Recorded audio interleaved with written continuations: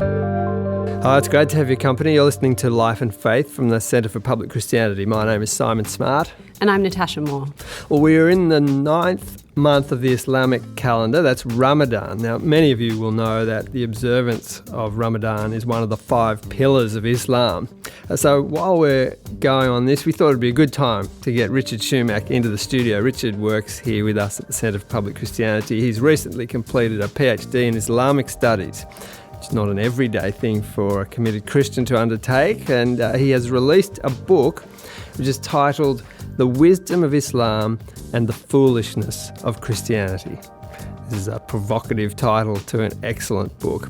And we often hear people say that the big world faiths are more or less similar. But is this true? And today we're going to be talking about the differences between Islam and Christianity. Richard Shumack, as I mentioned, is here to help us do that. Thanks for coming in, Richard. Hi, mate. Good to be here.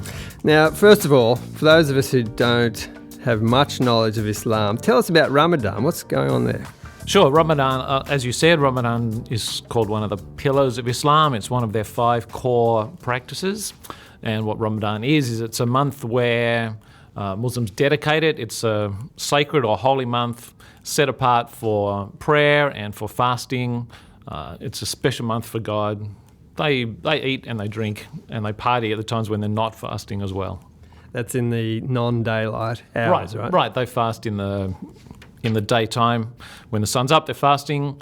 When the sun's down, they're rejoicing and feasting. Now, I did mention that we're going to focus on the differences between Islam and Christianity. But first of all, what do Muslims and Christians have in common? They have things in common, don't they? Christianity and Islam have many things in common, and Muslims are very clear that they believe that Islam stands in the tradition of Judaism and Christianity. And so fundamentally they believe in God and they believe in prophecy and they believe in a God who speaks to them and calls them to live a life of faith and obedience, a God who judges, a God who blesses. Many of those big picture theistic beliefs are very similar.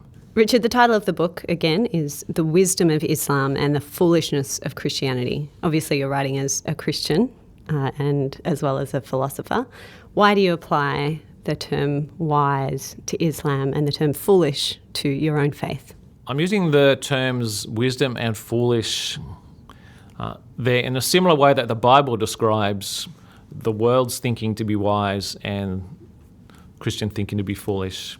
And what I mean by that is that Islam, it seems to me, is a sensible religion in human terms. It feels very religious. Its practices feel religious. Its laws feel like the sort of laws that God would give us.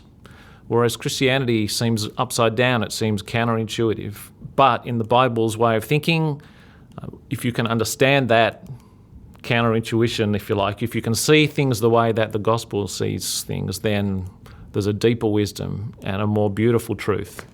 Richard, I wonder if you could comment on the attraction of Islam for people, especially converts, because I think this is a key part of your book. One of the key differences that I bring out between Christianity and Islam is the idea that Islam is fundamentally a religion that focuses on laws.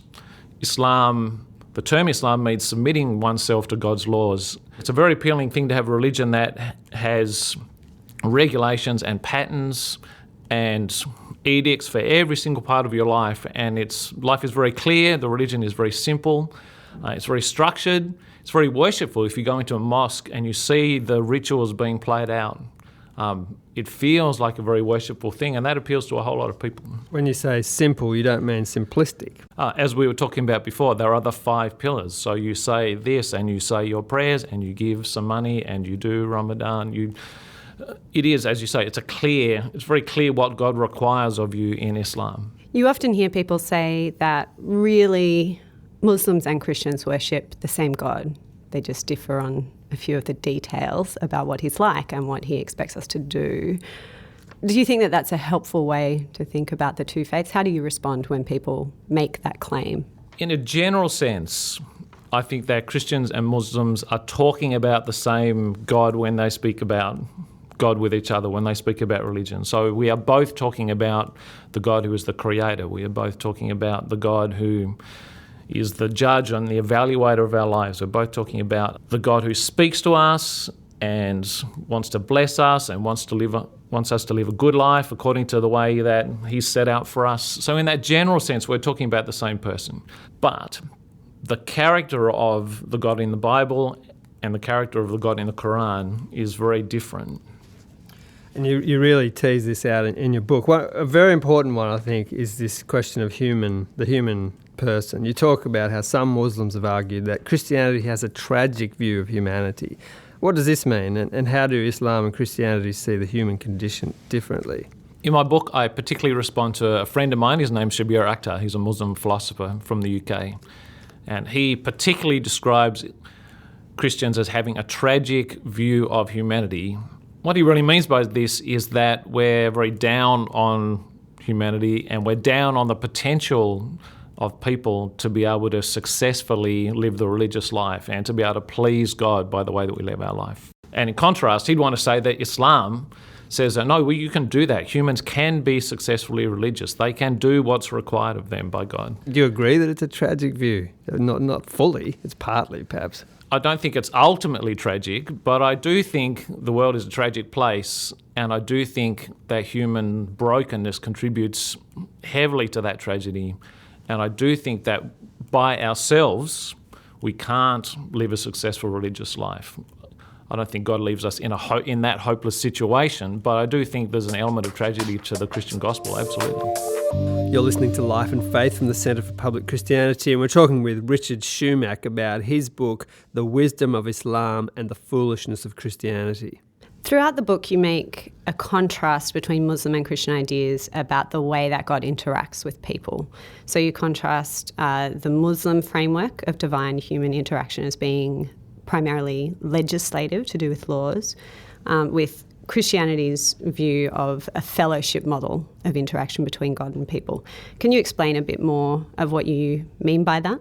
Well, fundamentally, in Islam, and when I talk about Islam here, I'm talking about traditional Sunni Islam. Shia and Sufi will have slightly different ways of thinking about this, but certainly in traditional Sunni Islam, the way that God interacts with you is he reveals his will to you. Even Muhammad didn't make God. Muhammad received the Quran as a book from an angel and he passed it on. Here is what God requires of you. Here is his will for your life. You need to be obedient. As I said before, Islam means submission to God and submission to God's laws. Fundamentally, that's what a Muslim is. Abdullah, many of the names start with Abd and it means servant. Muslims see themselves as servant or as slaves of God who are following the laws. Now, that doesn't mean they're unwilling. They do it willingly and they think that's the way to blessing and they might love God in the process. But fundamentally, it's about submitting yourself to God's laws and not having an intimate personal relationship with him. Whereas the message of Christianity is that on the cross, Jesus opened the way for relationship to be restored. One of the key tragedies that is described by the Bible is a tragedy that we have fallen out of relationship with God and that Christ has restored that relationship and he promises that God will live with us by his Spirit intimately and personally in each of our lives. That's a big difference. There in your 9 chapters in your book, you consider different Muslim objections to Christian belief. Now, there's, as I say, there's 9 of them, but let's look at one absolutely vital one, the cross. Why is that such an offensive thing for a Muslim and such a crucial thing for a Christian?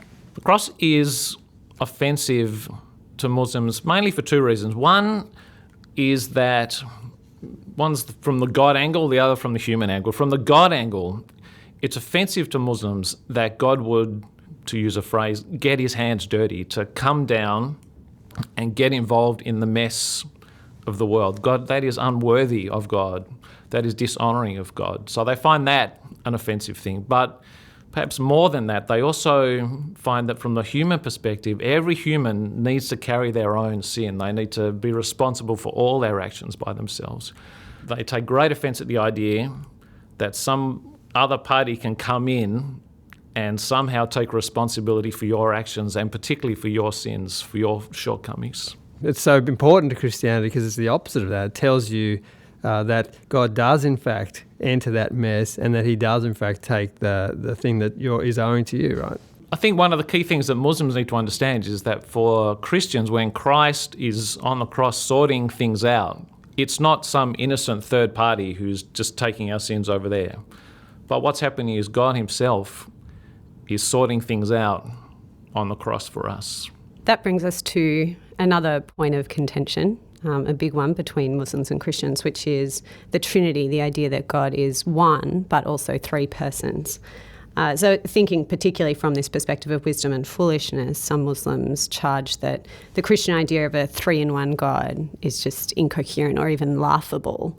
How important is this doctrine, and how important is that debate between the two? The doctrine of the Trinity is foundational, is crucial for Christianity. Without the Trinity, there is no Christianity. And I get why Muslims find it ridiculous, potentially incoherent, because, hey, I can't explain how a Trinity would work. I can't explain how God can be three persons and one. But at the same time, I don't expect to be able to fully understand God or even partially understand God. And I do think it's possible to describe something coherently without being able to explain it completely.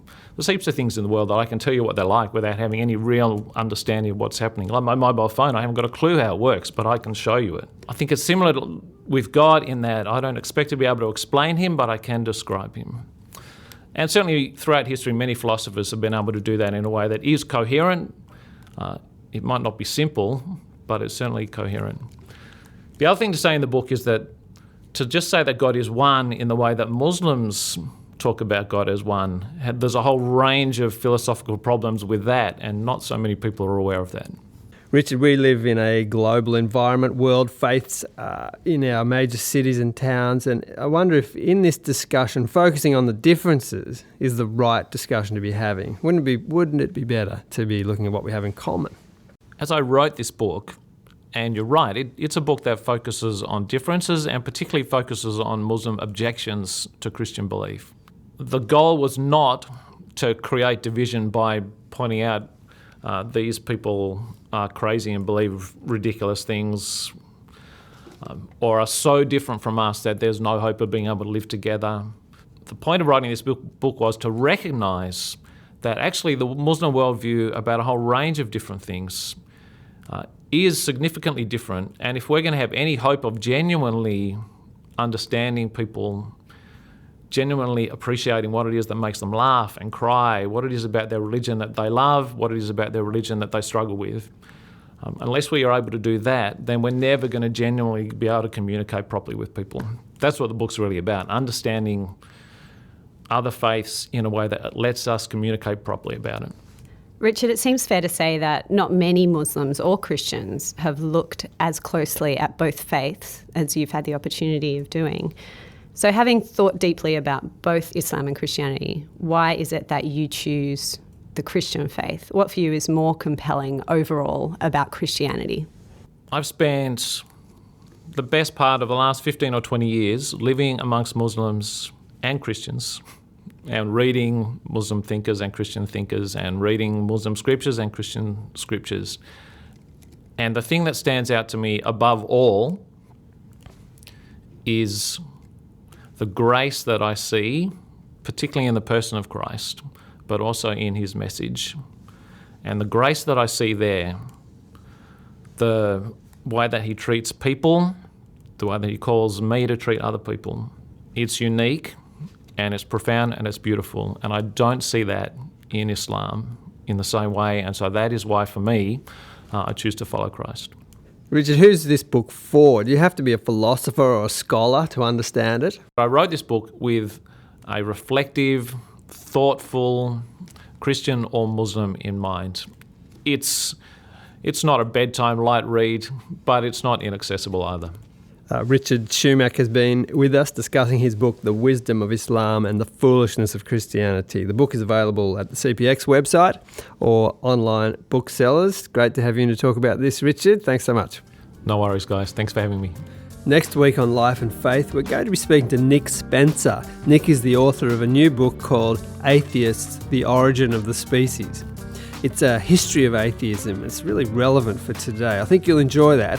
That's next time on Life and Faith. Look forward to your company then.